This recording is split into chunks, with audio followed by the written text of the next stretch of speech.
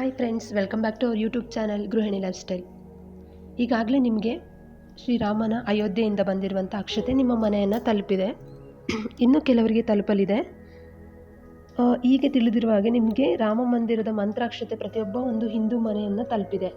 ಈಗಲೇ ನೀವು ಈ ಮಂತ್ರಾಕ್ಷತೆಯನ್ನು ಬಳಸುವಂತಿಲ್ಲ. ಇದಕ್ಕೆ ನೀವು ಸೋಮವಾರದವರೆಗೂ ವೆಯ್ಟ್ ಮಾಡಬೇಕಾಗತ್ತೆ. ಸೋಮವಾರದವರೆಗೂ ಈ ಮಂತ್ರಾಕ್ಷತೆಯನ್ನು ನೀವು ನಿಮ್ಮ ದೇವರ ಪೂಜೆ ಎಲ್ಲಿ ಮಾಡ್ತೀರೋ ಅಥವಾ ದೇವರ ಕೋಣೆಯಲ್ಲಿ ಅಥವಾ ದೇವರ ಫೋಟೋದ ಹಿಂದೆ ಇಡಬೇಕಾಗತ್ತೆ. ಇದನ್ನು ನೀವು ಡೈಲಿ ನೀವು ಪೂಜೆ ಮಾಡೋ ಟೈಮಲ್ಲಿ ಇದಕ್ಕೂ ಸಹ ಪೂಜೆಯನ್ನು ಸಲ್ಲಿಸಿಬಿಟ್ಟು ನೀವು ನಿಮ್ಮ ಒಂದು ಪೂಜೆಯನ್ನು ನೆರವೇರಿಸ್ಕೊಳ್ಬೇಕಾಗತ್ತೆ. ಆದ ನಂತರ ಆ ದಿನ ಅಂದರೆ ಸೋಮವಾರದಂದು ನೀವು ಈ ಮಂತ್ರಾಕ್ಷತೆಯನ್ನು ಉಪಯೋಗಿಸ್ಬೋದು. ಹೇಗೆ ಅಂದರೆ ಇದನ್ನು ನೀವು ಒಂದು ನೈವೇದ್ಯಕ್ಕಾದರೂ ಹಾಕ್ಬೋದು. ಹಾಗೆ ಇದನ್ನು ಸಂಜೆ ವೇಳೆ ಎಲ್ಲರೂ ತಲೆ ಮೇಲೆ ಹಾಕ್ಕೊಳ್ಬೋದು. ಹಾಗೆ ಶ್ರೀರಾಮನ ಆಶೀರ್ವಾದವನ್ನು ಪಡೆದುಕೊಳ್ಬೋದಾಗಿದೆ. ಅವತ್ತಿನ ದಿನ ನೀವೊಂದು ತುಪ್ಪದ ದೀಪವನ್ನು ಹಚ್ಚಿಬಿಟ್ಟು ಶ್ರೀರಾಮನಿಗೆ ಒಂದು ಮಹಾಮಂಗಳಾರತಿಯನ್ನು ಮಾಡಬೇಕಾಗತ್ತೆ. ಮನೆಯಲ್ಲಿ ಒಂದು ತುಳಸಿ ಪೂಜೆ ಮಾಡ್ಬೋದು. ಹಾಗೆ ಮತ್ತು ಶ್ರೀರಾಮನ ಒಂದು ಫೋಟೋವನ್ನು ಇಟ್ಬಿಟ್ಟು ಮನೆಯಲ್ಲಿ ಪೂಜೆ ಸಹ ಸಲ್ಲಿಸ್ಬೋದು. ನಿಮಗೆ ಮಂತ್ರಾಕ್ಷತೆ ಇನ್ನೂ ಕಡಿಮೆ ಅಥವಾ ಸ್ವಲ್ಪ ಪ್ರಮಾಣದಲ್ಲಿ ಎಲ್ಲರಿಗೂ ಕೊಟ್ಟಿರೋದು, ಅದು ನೀವು ಇನ್ನು ಮನೇಲಿ ಎಲ್ಲರೂ ಸಹ ತಲೆಗೆ ಹಾಕ್ಕೋಬೇಕು ಅಂತಷ್ಟೇ ಅಕ್ಕಿಗೆ ಸ್ವಲ್ಪ ಅರಿಶಿನ ಮತ್ತು ತುಪ್ಪವನ್ನು ಮಿಕ್ಸ್ ಮಾಡಿಬಿಟ್ಟು ಇನ್ನೂ ಸಹ ಸ್ವಲ್ಪ ಮಂತ್ರಾಕ್ಷತೆಯನ್ನು ಮಾಡ್ಕೊಳ್ಬೋದು. ಈ ರೀತಿ ನೀವು ದೇವರ ಮುಂದೆ ಆ ಮಂತ್ರಾಕ್ಷತೆಯನ್ನು ಇಟ್ಬಿಟ್ಟು ಪೂಜೆ ಮಾಡ್ಕೊಳ್ಳೋದ್ರಿಂದ ತುಂಬಾ ಒಳ್ಳೆಯದು. ಈ ಒಂದು ಮಂತ್ರಾಕ್ಷತೆ ಏನಾದರೂ ಕೆಳಗಡೆ ಬಿಟ್ಟು ಅಂದರೆ ಅದನ್ನು ಪೊರ್ಕೆಯಿಂದ ತೆಗಿಬೇಡಿ, ಬಟ್ಟೆಯಿಂದನೇ ತೆಗೆದುಕೊಳ್ಳಿ. ಹಾಗೆ ರಾಮನ ಭಜನೆಯನ್ನು ಮಾಡಿ. ಈ ದಿನ ಶ್ರೀರಾಮ ಜಯ ರಾಮ ಜಯ ಜಯ ರಾಮ ಅಂತ ಹೇಳಿ ಮಂತ್ರಾಕ್ಷತೆ ಹಾಕ್ಕೊಳ್ಳುವಾಗ ಈ ಒಂದು ಮಂತ್ರಗಳನ್ನು ಪಠಿಸಿ.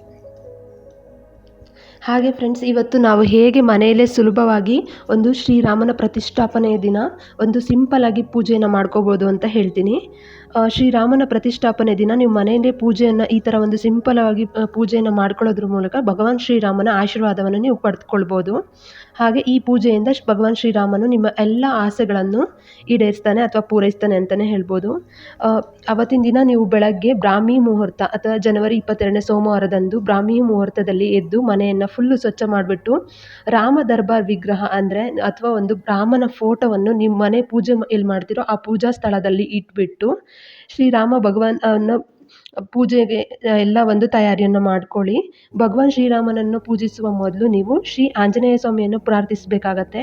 ಬಜರಂಗ್ ಬಲಿ ಇಲ್ಲದೆ ಶ್ರೀರಾಮನ ಆಶೀರ್ವಾದ ಸಿಗೋದಿಲ್ಲ. ಅದಕ್ಕೋಸ್ಕರ ನೀವು ಮೊದಲು ಹನುಮಂತನನ್ನು ಪೂಜಿಸಿ ಕೆಂಪು ವಸ್ತ್ರವನ್ನು ಆತನಿಗೆ ಅರ್ಪಿಸಬೇಕಾಗತ್ತೆ. ನಂತರ ಶ್ರೀರಾಮನಿಗೆ 5 ತುಪ್ಪದ ದೀಪಗಳನ್ನು ಅರ್ಪಿಸಿ ಪೂಜೆ ಮಾಡಿ ಮಹಾಮಂಗಳಾರತಿ ಹಾಗೂ ಧೂಪಗಳನ್ನು ಹಚ್ಚಬೇಕಾಗತ್ತೆ. ಈ ದಿನ ನೀವು ಶ್ರೀರಾಮನ ಒಂದು ರಕ್ಷಾ ಸ್ತೋತ್ರಗಳನ್ನು ಸಹ ಪಠಿಸ್ಬೋದು. ಹಾಗೆ ನಿಮಗೆ ಟೈಮ್ ಇತ್ತು ಅಂತ ಹೇಳಿದರೆ ನೀವು ಶ್ರೀರಾಮ ಕೋಟಿಯನ್ನು ಸಹ ಬರಿಬೋದು. ಹಾಗೆ ಪ್ರತಿಯೊಬ್ಬರೂ ಸಹ ಶ್ರೀರಾಮ ಜಯ ರಾಮ ಜಯ ಜಯ ರಾಮ ಜೈ ಶ್ರೀರಾಮ್ ಅಂತ ಮಂತ್ರಗಳನ್ನು ಪಠಿಸ್ಬೋದು. ರಾಮ ಧ್ವಜಗಳನ್ನು ನೆಡಬಹುದು. ಈ ರೀತಿ ನೀವು ಒಂದು ರಾಮನ ಒಂದು ಪ್ರತಿಷ್ಠಾಪನೆ ಅಥವಾ ಪೂಜೆಯನ್ನು ಮನೆಯಲ್ಲಿಯೇ ಸುಲಭವಾಗಿ ಅಥವಾ ಸಿಂಪಲ್ಲಾಗಿ ಒಂದು ಆಚರಣೆ ಮಾಡ್ಬೋದು. ಹಾಗೆ ನೈವೇದ್ಯವಾಗಿ ಶ್ರೀರಾಮನಿಗೆ ಪ್ರಿಯವಾದಂಥ ಕೋಸಂಬರಿ, ಪಾನಕ, ಮಜ್ಜಿಗೆ, ಒಣ ಹಣ್ಣುಗಳು ಅಥವಾ ಸಿಹಿ ತಿಂಡಿಗಳನ್ನು ಎಲ್ಲ ಪೂಜೆಗೆ ಪ್ರಸಾದವಾಗಿ ಇರಿಸ್ಬಿಟ್ಟು ನೀವು ಮನೆ ಮಂದಿಯೆಲ್ಲ ಹಂಚಿ ತಿನ್ಬೋದು.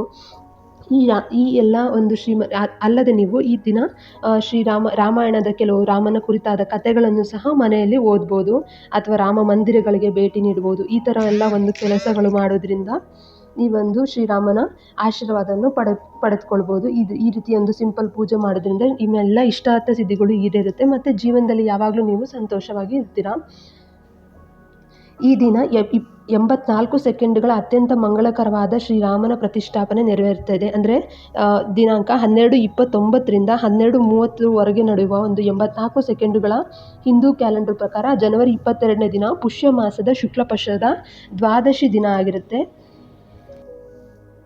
ಬೆಳಗ್ಗೆನೇ ನೀವು ಬೇಗ ಎದ್ಬಿಟ್ಟು 8:47ವರೆಗೆ ಆ ಟೈಮಲ್ಲಿ ಮೃಗಶಿರ ನಕ್ಷತ್ರ ಮತ್ತು ಬ್ರಾಹ್ಮಿ ಮುಹೂರ್ತ ಇರುತ್ತೆ. ಈ ಟೈಮಲ್ಲಿ ಎದ್ದು ಪೂಜೆ ಮಾಡೋದ್ರಿಂದ ತುಂಬಾ ಒಳ್ಳೆಯದು.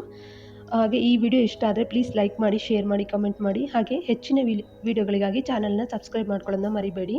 Thanks for watching.